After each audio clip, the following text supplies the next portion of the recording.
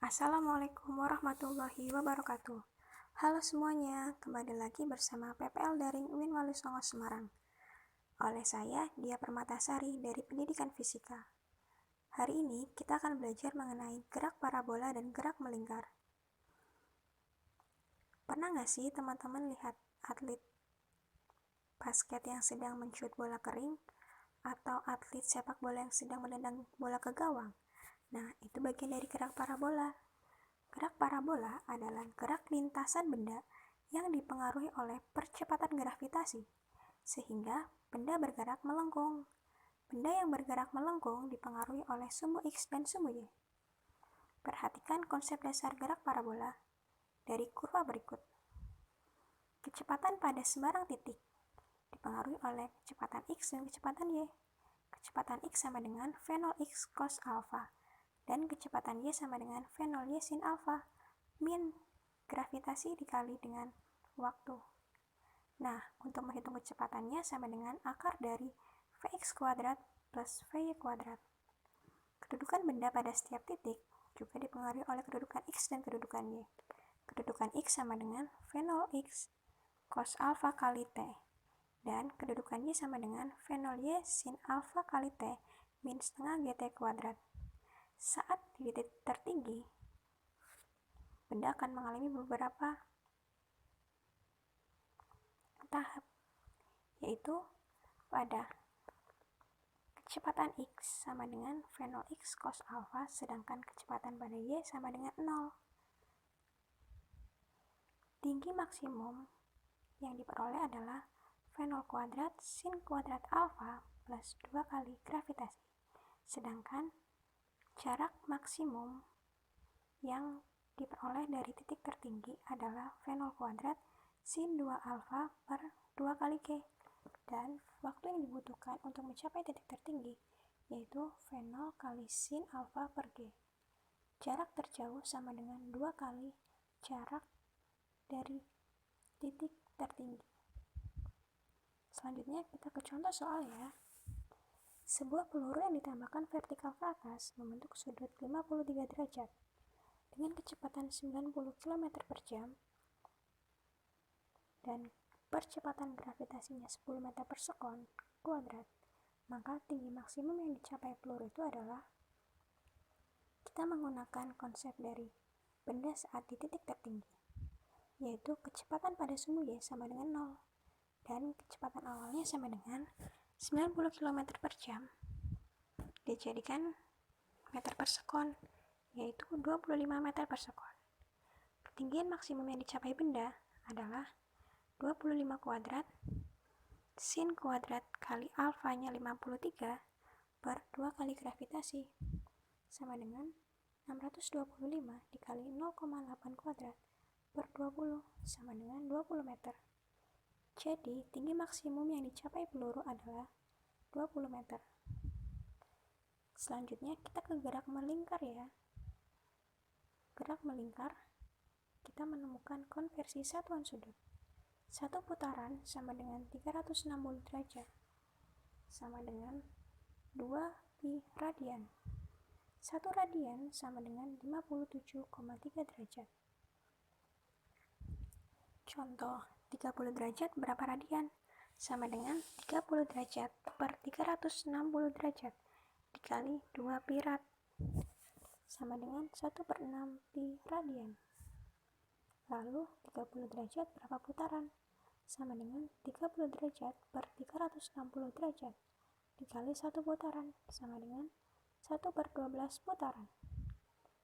Kita lanjut ke gerak melingkarnya ya. Gerak melingkar. Pernah nggak sih teman-teman lihat bumi berputar pada porosnya? Nah, itu bagian dari gerak melingkar. Gerak melingkar dibagi menjadi dua, yaitu gerak melingkar beraturan dan gerak melingkar berubah beraturan.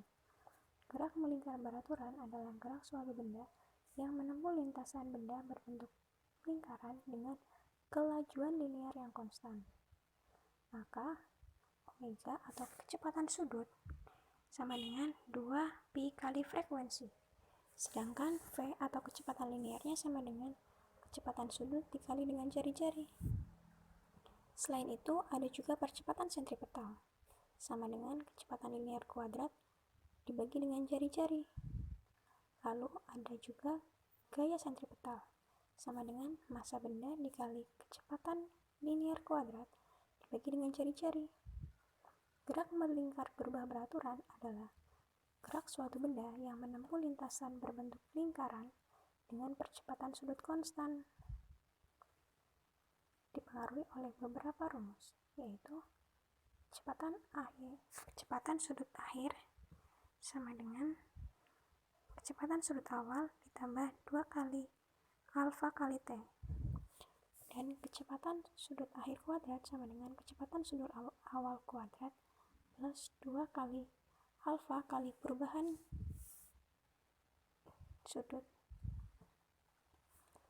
Nah, untuk perubahan sudutnya sama dengan omega 0 kali T plus setengah alfa kali T kuadrat. Selanjutnya kita akan membahas mengenai hubungan roda-roda. Hubungan roda-roda dibagi menjadi 3, seporos, bersinggungan, dan dihubungkan dengan rantai.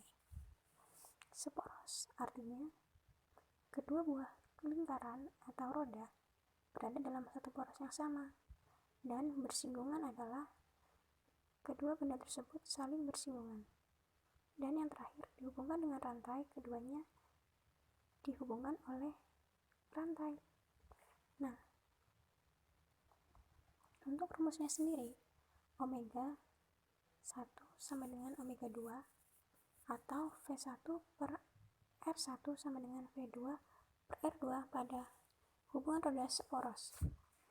Untuk roda bersinggungan sama dengan V1 sama dengan V2 atau omega 1 kali R1 sama dengan omega 2 kali R2.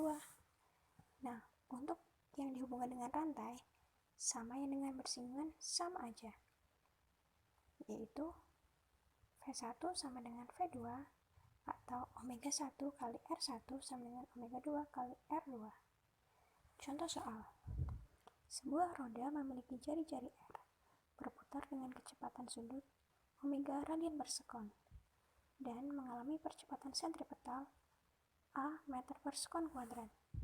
Jika kecepatan sudut roda 2 omega radian per sekon, percepatan sentripetal roda adalah pembahasan. Gunakan hubungan percepatan sentripetal terhadap kecepatan sudut. Kita cari dulu ya persamaannya. Percepatan sentripetal sama dengan kecepatan kuadrat per R, di mana kecepatan linier sama dengan kecepatan sudut dikali dengan R. Kemudian dibagi dengan R, maka hasilnya kecepatan sudut kuadrat kali R. Kita ke persamaannya langsung ya. Percepatan sentripetal 1 sama dengan percepatan sentripetal 2 sama dengan omega 1 kuadrat R per omega 2 kuadrat R. R-nya kita coret ya, karena nilainya sama. Kemudian dikali silang. Hasilnya adalah AS 2 omega sama dengan AS 2 omega kuadrat. Maka dihasilkan AS 2 sama dengan 4A. Jadi percepatan sentripetal roda tersebut adalah 4A meter per sekon. Nah, untuk memahami pemahaman teman-teman semua, kita ada kuis ya. Kali ini ada 2 soal. Dikerjakan dengan baik-baik ya. Kalau ada yang ingin ditanyakan, silakan ditulis di kolom komentar. Terima kasih, semangat belajar dari rumah. Assalamualaikum warahmatullahi wabarakatuh.